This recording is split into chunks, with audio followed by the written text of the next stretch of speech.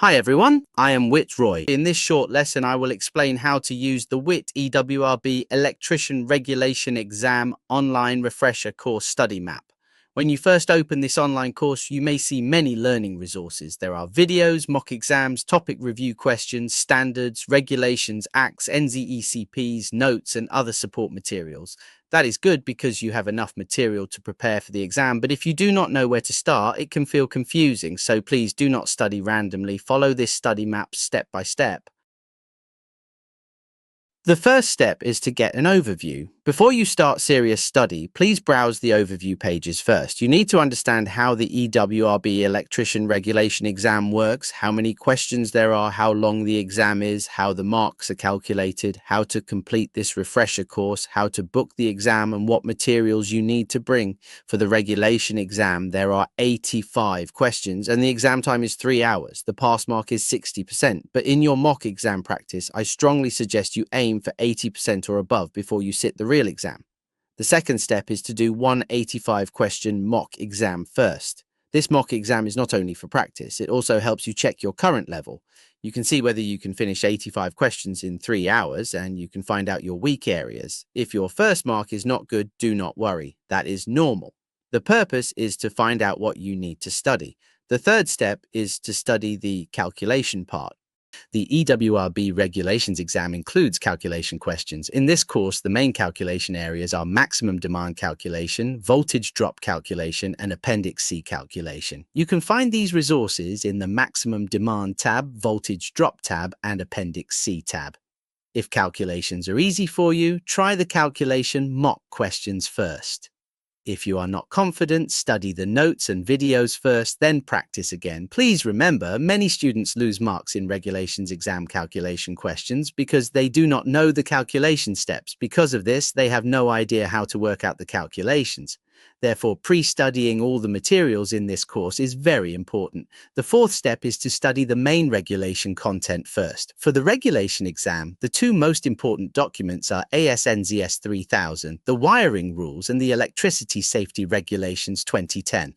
You should spend most of your study time on these two areas because they are the highest weight areas in the exam. For each topic, use this simple study cycle. First, do the topic quiz or mock questions. Second, find your weak areas. Third, go to the learning resources. Fourth, study the videos, read the original standard, regulation, act or NZECP, and review the course notes. Fifth, redo the quiz until you are confident. This is very important. The regulation exam is an open book exam, but open book does not mean easy.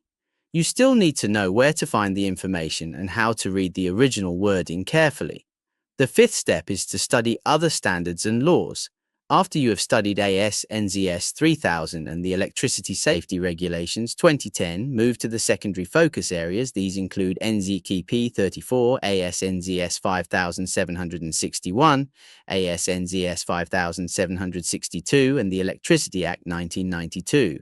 These topics may carry fewer marks than AS/NZS 3000 and the Electricity Safety Regulations, but you still need to study them. Do not ignore them. Use the mock exam topics to practice these areas. If you are weak, watch the related videos and read the original standard, regulation, act, or NZCP. The sixth step is final exam practice. After you have studied the calculation part, the main regulation content, and the other standards and laws, repeat the 85-question mock exam. Every time you attempt this mock exam, a new set of 85 questions is randomly selected from a large question bank.